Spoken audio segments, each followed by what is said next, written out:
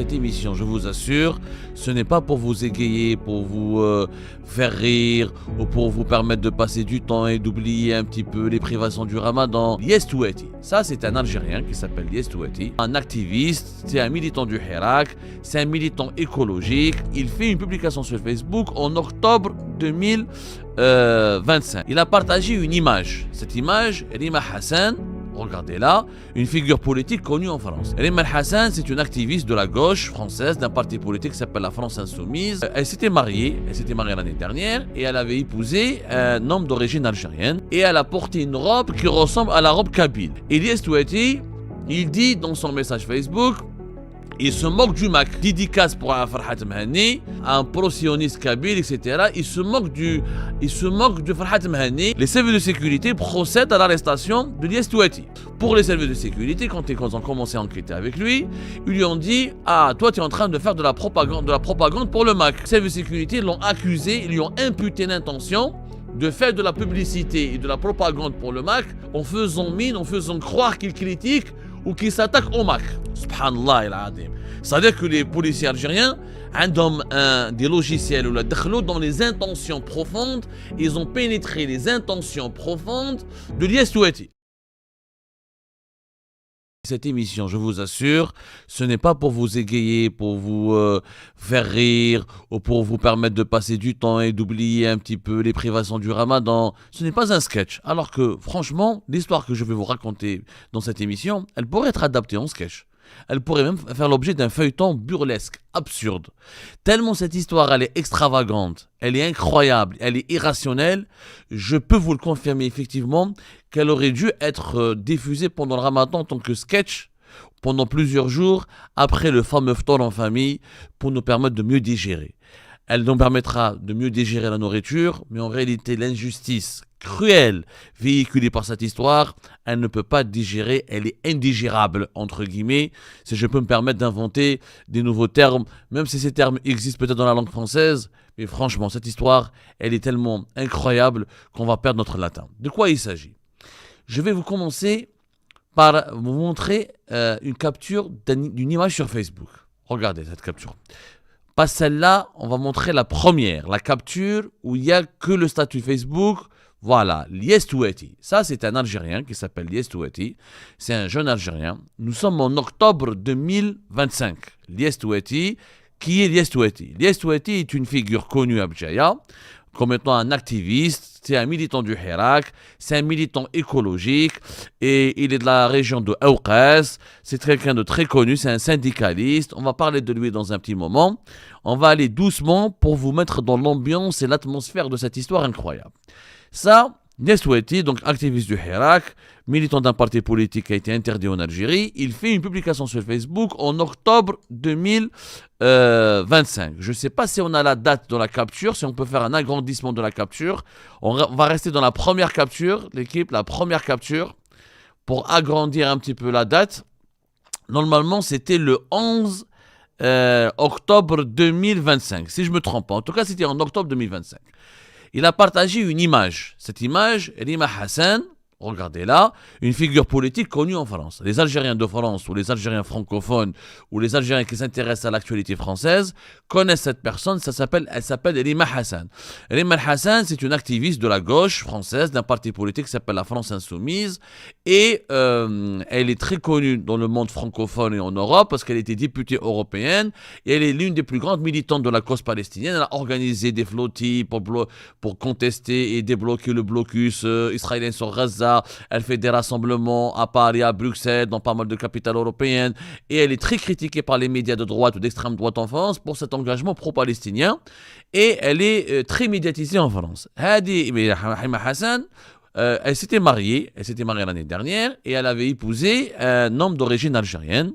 Et elle a porté une robe qui ressemble à la robe kabyle. En réalité, nous avons demandé à ses proches, ce n'est pas une robe kabyle, c'est une robe palestinienne traditionnelle qui ressemble énormément à la robe kabyle. Mais beaucoup de Kabyles algériens, quand ils ont vu que Rima Hassan a partagé sur Facebook cette photo-là, ils ont pensé que Rima Hassan voulait rendre hommage à la Kabylie et qu'elle aurait épousé un Algérien d'origine kabyle. Pour ses fiançailles ou pour ses épousailles, elle aurait donc porté la robe kabyle. En réalité, c'est une robe palestinienne. Mais c'est pas grave, c'est un détail. Ilyes Touati, il dit dans son message Facebook, il se moque du Mac. Il a publié cette photo, il s'est moqué du Mac, il dit voilà, c'est écrit, je ne sais pas si on peut voir l'image de façon très... on va essayer, de toute façon vous allez la voir à l'écran, la phrase stéréo, il dédicace pour Farhat Mhani, voilà, dédicace pour Farhat Mhani, un pro-sioniste kabyle, etc. Il se moque de Farhat Mhani. Pourquoi? Parce que Farhat Mhani est un pro-sioniste, voilà. Voilà, le message de Ilyes Touati est très clair. C'était le 11 octobre. Dédicace au pro-sioniste kabyle Farhat. Très clair. L'image, elle est claire. Il se fout, voilà, pardonnez-moi pour le terme, hein. Il se moque de Farhat Mhani, etc. Farhat Mhani, donc, qui reconnaît l'État d'Israël, qui flirte avec les lobbies israéliens, qui est parti en Israël au moins une ou deux fois à plusieurs reprises, qui, lors de la déclaration unilatérale de l'indépendance de la Kabylie, il a invité les députés israéliens, qui se fait interviewer par la presse israélienne, et qui est très proche du courant de l'extrême droite israélienne, et qui ne cesse de glorifier et de bombarder d'éloges et de louanges l'État d'Israël en dépit des crimes commis contre la population palestinienne. Donc Ilyes Touati, à ce moment-là, quand il a publié cette publication, vous l'avez tous compris, normalement, même un enfant qui est à l'école primaire ou quelqu'un qui est au collège peut comprendre que Ilyes Touati est en train de se moquer, de critiquer et de dénoncer le Mac. C'est ce qu'il, c'est clairement expliqué. Normalement, il n'y a pas de doute là-dessus. Alors, le 11 octobre, il passe. Le 14 décembre 2025, c'est-à-dire pratiquement 2 mois. 2 mois après cette publication sur Facebook. Les services de sécurité procèdent à l'arrestation de Ilyes Touati. Ilyes Touati, je le rappelle, c'est un cadre du Parti Socialiste des Travailleurs, le PST, c'est un parti de la gauche algérienne. En Algérie, on connaît au niveau de la gauche que le Parti des Travailleurs. Le Parti des Travailleurs de Louis Hannoun, c'est le plus connu, mais c'est pas le seul parti de la gauche algérienne. Il y a le PST qui est beaucoup moins connu, qui est interdit depuis pratiquement janvier 2022. Les autorités algériennes, à l'époque du régime Tebboune, ont décidé de l'arrêter. C'est un militant politique très connu, qui fait déjà l'objet de plusieurs pressions judiciaires. Il a été plusieurs fois interpellé, son passeport lui a été confisqué. Il a été notamment condamné dans une première affaire en octobre 2025 à la prison ferme et sans mandat de dépôt. Le tribunal de Bdjel avait condamné à 6 mois de prison ferme suite à des activités militantes et des publications sur les réseaux sociaux et interprétées par les autorités comme une opposition à la politique actuelle du régime Tebboune. Donc Ilyes Touati, je pense que vous allez le voir, peut-être les gens ne le connaissent pas. Si on peut voir ses photos défiler à l'écran, le voilà. C'est ça, c'est lui là, Ilyes Touati. Il n'est pas connu à l'échelle nationale, mais au niveau de Bdjaya et d'Okas et au niveau de la scène politique locale à Bdjaya, il est très connu. Un militant pacifique. Contre le Hirak, avant le Hirak, il était c'est un militant de gauche. Les militants de gauche en Algérie ne sont pas très connus parce que les partis de gauche comme le MDS, comme le PST, etc., c'est des partis quasiment clandestins. Même ils sont légaux, clandestins dans leur activité politique. Ils ne sont pas très médiatisés, ils ne mobilisent pas beaucoup de monde. Même s'ils ont une base militante dans les grandes villes, notamment en Kabylie, etc., dans le nord du pays, ils ont une base militante importante, mais qui reste beaucoup moins importante par rapport à la base militante des partis islamistes, des partis conservateurs ou des partis nationalistes. Bon, donc nous sommes le 14 décembre 2025. On revient à l'histoire. Il est arrêté par les services de sécurité et qu'ils vont le placer en garde à vue. Ils vont fouiller son téléphone et ils vont l'interroger sur cette publication sur Facebook. On va la remettre, la publication d'Arima Hassan. Et pour les services de sécurité, à Bdjaya, ils n'ont pas compris. D'abord, ils n'ont pas reconnu Arima Hassan. Ils n'ont pas compris le sens de la blague ou de la moquerie de Ilyes Touati. Pour les services de sécurité, quand ils ont commencé à enquêter avec lui, ils lui ont dit « Ah, toi, tu es en train de faire de la propagande pour le Mac. » Il leur a dit, attendez, mais il y a un problème. Je n'ai fait aucune propagande pour le MAC. J'ai juste, au contraire, j'ai critiqué le MAC. D'abord, les policiers algériens ou les services de sécurité qui ont enquêté avec les Stouati, ils ont pensé que Lima Hassan est une responsable du MAC. Ils ne connaissaient pas ce qui était Lima Hassan. Alors qu'ils sont des policiers. En fait, quand on est policier, quand on est enquêteur des services de sécurité, que ce soit la gendarmerie ou la police, normalement, tu fais une recherche sur Internet, qu'il y a des outils sur Google, et tu as l'identité de Lima Hassan. Donc, ils ne savaient pas. Ils ont pensé que Lima Hassan est une responsable du MAC, et que l'IS Touati, donc, voulait rendre hommage au MAC, ou voulait propager les idées du MAC, ou voulait flirter avec le MAC, et c'est pour ça qu'il a mis la photo de Lima Hassan. Donc déjà, incroyable séquence d'incompréhension et d'une ignorance extraordinaire. Par la suite, ils lui ont dit, ok, elle est palestinienne, il leur a expliqué que c'est une palestinienne, anti-israélienne, anti-sioniste, etc., etc. Il les a convaincus. Ils lui ont dit, pourquoi tu as partagé cette publication? Si tu n'es pas avec le MAC, pourquoi tu parles du MAC sur ta page Facebook? Il leur a dit, écoutez, moi j'ai fait cette publication pour dénoncer le MAC, parce que je vis en Kabylie, je vis à Bdjaïa, je suis algérien, je suis attaché à l'unité nationale, je suis attaché à l'intégrité territoriale, et justement, pour lutter contre le MAC, j'ai utilisé Lima Hassan, une figure anti-sioniste, pour dire voilà, elle a porté une robe kabyle, donc la Kabylie, elle n'est pas pour le... c'est une démonstration que la Kabylie n'est pas du tout du côté d'Israël ou des lobbies israéliens, au contraire, la Kabylie, elle est solidaire avec le combat que mène le peuple palestinien. Sauf que les policiers algériens n'ont pas été convaincus. Non.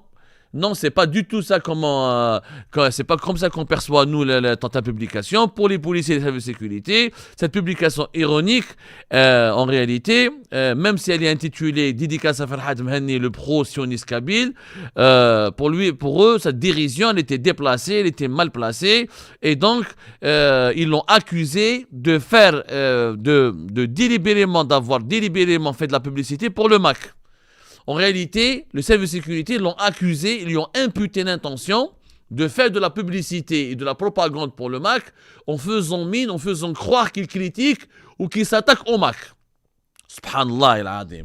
C'est-à-dire que les policiers algériens ont des logiciels où dans les intentions profondes, ils ont pénétré les intentions profondes de l'IS Touati. Ah non, toi, ton intention, c'était pas de blaguer, c'était pas de te moquer du MAC, c'était pas de dénoncer le MAC, non. Tu voulais propager les idées du MAC. Et tu voulais faire de la publicité au MAC et tu voulais défendre le MAC indirectement.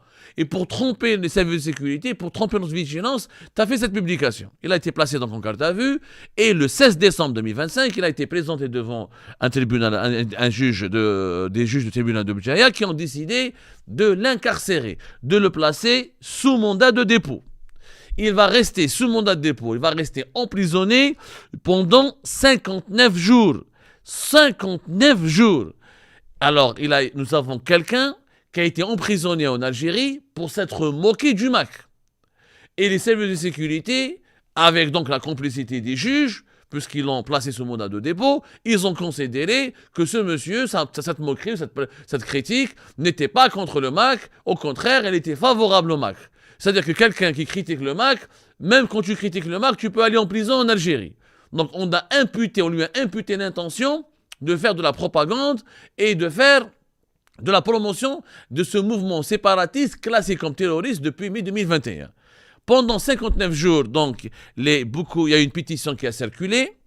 Il y a des médias internationaux, notamment des médias de la gauche internationale. Voilà, ça vous avez sa pétition pour la libération du militant socialiste l'IS Touati. Cette pétition elle a reçu énormément de soutien. Il y a eu 1500 signatures. Beaucoup de militants à l'étranger, de gauche, etc. et d'étrangers même se sont solidarisés avec l'IS Touati. En Algérie, il y a eu quelques centaines quand même, au moins 700 signatures à l'échelle locale. En Algérie, ils ont signé cette pétition.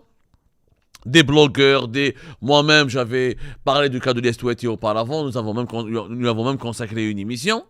Donc on a été très nombreux parce qu'on a été tous choqués par cette histoire. Un gars qui a été emprisonné à tort, qui a été emprisonné juste parce qu'il s'est moqué du MAC. Dans un pays qui s'appelle l'Algérie, qui a criminalisé le MAC et qui a classé le MAC comme mouvement terroriste. Donc c'est-à-dire parce que je fais de la prison parce que j'ai critiqué un mouvement séparatiste et considéré comme terroriste par le même pouvoir judiciaire qui m'a placé en détention. C'est quand même de la folie. des appels à sa libération, etc.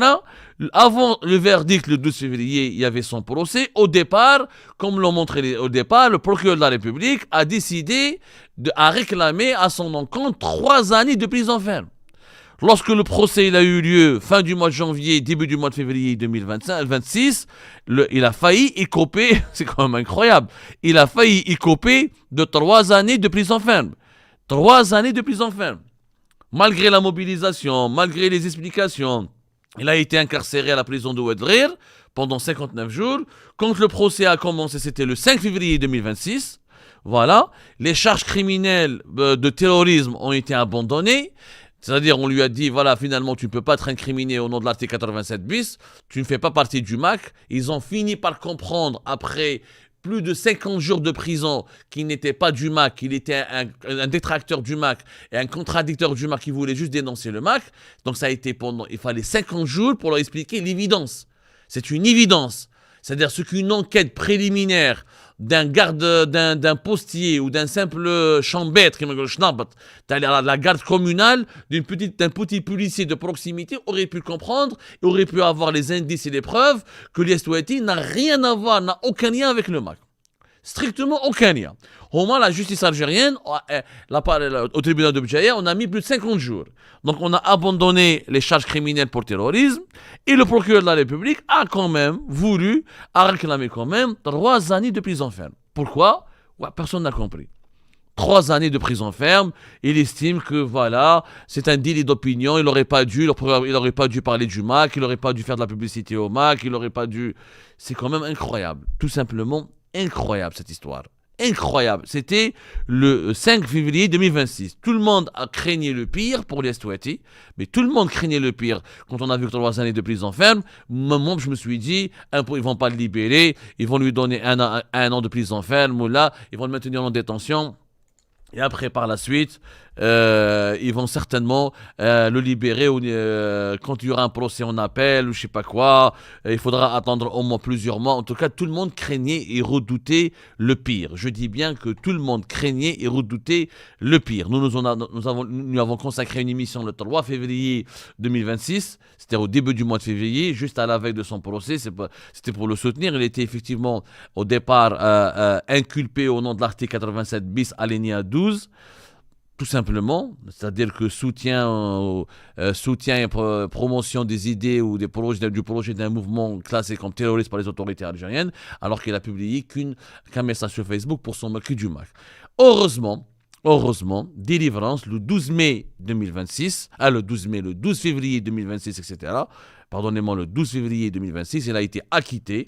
Le tribunal de Bjaïa a prononcé l'acquittement et la libération de l'Estouati. Et le 13 février 2026, il a été officiellement libéré de la prison de Oued Ghir après 59 jours de détention, juste pour une blague et pour une moquerie et pour une critique adressée au mouvement pour l'autodétermination de la Kabylie qui est pourtant combattu, diabolisé et criminalisé par les autorités algériennes.